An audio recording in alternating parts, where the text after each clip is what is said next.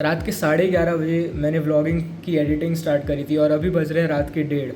मैंने एस्टिमेट करा था कि 1 घंटे में मेरी एडिटिंग तो आराम से हो जाएगी, पर मैं इतने टाइम बाद एडिट कर रहा हूँ। मेरे को कोई भी शॉर्ट कीज जो थे वो सब याद नहीं है, सब मैं भूल गया था। वो सब याद करने के लिए जो भी पूरी प्रोसेस हुआ करती थी एडिटिंग की, वो सब मैं भूल गया था। इस कारण से मेरे को 2 घंटे से भी ज़्यादा लग चुके हैं वीडियो एडिटिंग करने के लिए। और जो थकान हो रही है ना, अभी मेरे को 5 मिनट से भी कम लगेंगे नींद आने के लिए, एक बार मैं बिस्तर में लेट जाऊँ तो। डे 1।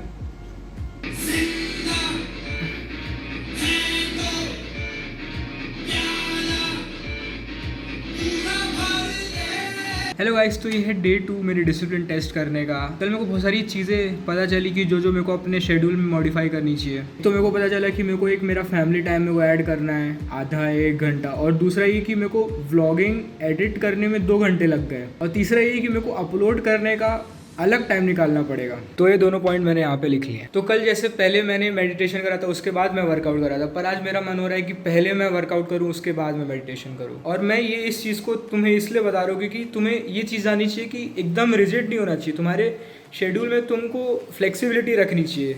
बस तुम्हें क्या करना है ये पता होना चाहिए, पर कब करना है ये डिसाइड ना करना ज़्यादा सही होता है। This is probably one of my favorite skills of all times, and I'm very excited to share. 5, 6, 7, 8, 10, 9, 10. Just done with my workout and meditation. और यार आज पता मैंने बिना किसी बैक सपोर्ट के मैंने मेडिटेशन करा, तो बहुत ही ज़्यादा पेन हुआ मेरे बैक पे। मैंने ऑब्जर्व करा कि मेडिटेशन मेरे को बिना बैक के सपोर्ट के करना चाहिए। और एक और चीज़ कि मैंने मेडिटेशन आज मिरर के सामने करा। तो जब तुम मेडिटेशन के बाद उठते हो और आँख खोलते हो, खुद को देखते हो ना, तो वो एक अलग फीलिंग होती है। मैं अच्छे से एक्सप्रेस नहीं कर पा रहा हूँ, पर यू डोंट फील नॉर्मल।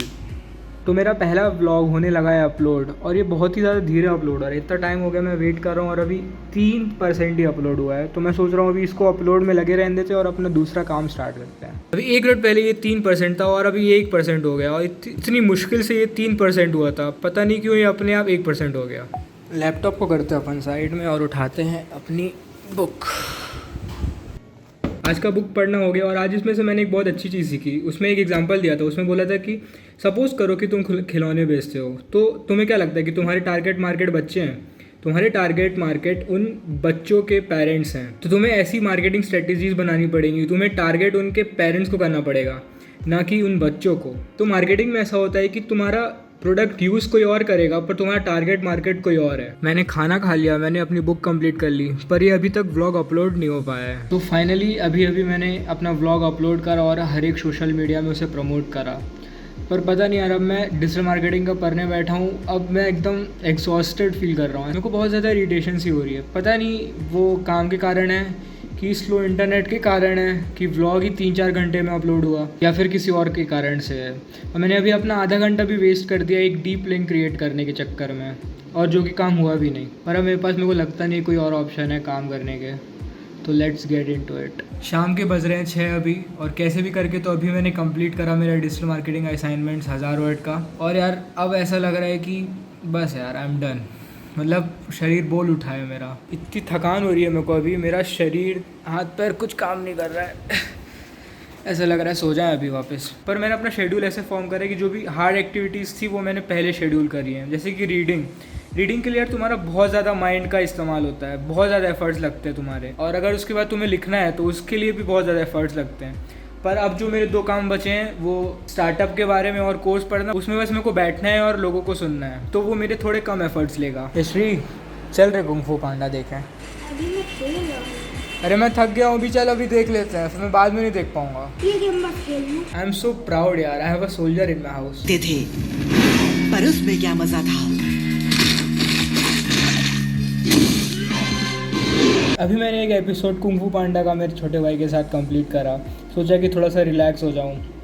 से रिलैक्स अब कुछ फील तो नहीं हो रहा है। तो अभी मेरे को एक बहुत अच्छी सी न्यूज़ सुनने में आई है, जिसको सुन के मैं बहुत ज़्यादा एनर्जेटिक हो गया हूँ। तो चलो मैं तुम्हें वो न्यूज़ के बारे में बताता हूँ।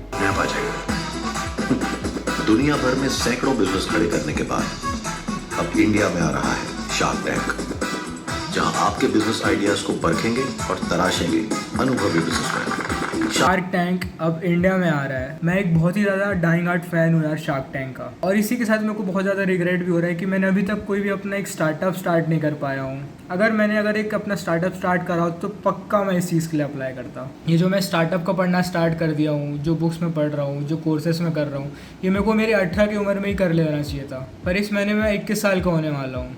मैं ये बहुत ज़्यादा स्माइल के साथ कह रहा हूँ, but my life is full of regrets just because of this. तो जो स्टार्टअप के बारे में पढ़ रहा था वो मैंने आज का पूरा कंप्लीट कर लिया। और पता एक बहुत अच्छी चीज़ मैंने आज सीखी, वो ये है कि तुमको पता पेटीएम के सक्सेस का राज क्या था? डीमोनेटाइजेशन। जैसे पेटीएम के लिए डीमोनेटाइजेशन था, वैसे ही जूम के लिए लॉकडाउन और कोरोना था। ऐसा अपन बोलते हैं ना कि बिजनेस में कभी भी लक नहीं चलता, इट्स ऑल योर हार्डवर्क।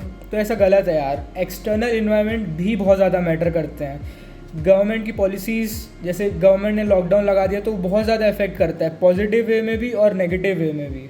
तो गाइस अभी मेरा कोर्स करने का टाइम हो रहा है। तो मैं कल तो ये बताना भूल ही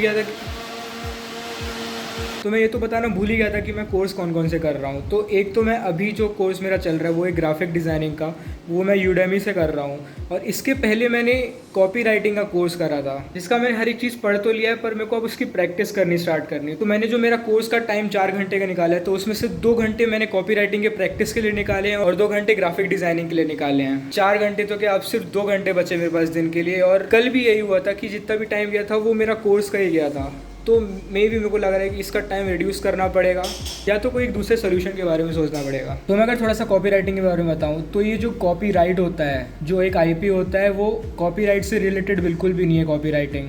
तो कॉपी राइटिंग अगर मैं एक सेंटेंस में समझाना चाहूँ तो वो होता है art of selling through your words. कि आपने कुछ टेक्स्ट लिखा है और आप जो भी इंसान सामने वाले से कराना चाह रहे हो वो आप करा पा रहे हो, उसे बोलते हैं copy writing. First of all, welcome to the course. I'm glad you decided to join me for this creative journey, and I hope this course provides. तो आज का कोटा ग्राफिक डिज़ाइनिंग का तो कंप्लीट हुआ। और पता आज मैंने एक नई चीज़ सीखी है यूडेमी के बारे में। उसमें ये है कि ये अपन ऐसे नीचे नोट्स भी बना सकते हैं कोई भी एक वीडियो का। तो कभी भी तुम अगर इस नोट पे क्लिक करोगे तो वो तुम्हें वहाँ पे जाके जंप करा देगा जिस भी पॉइंट में तुमने नोट बनाया है। तो ये बहुत ही एक अच्छा feature I think. So now let us review our day. हर एक चीज़ पूरे दिन की सही हुई है, बस ये कोर्स को छोड़ के, जिसका मैंने सोचा था कि मैं इसको 4 घंटे दूंगा। बट ये अच्छी बात है यार कि मैंने बाकी सारे टास्क तो एकदम टाइम और प्रॉपरली करे हैं। सो चलो now it's time to edit a vlog.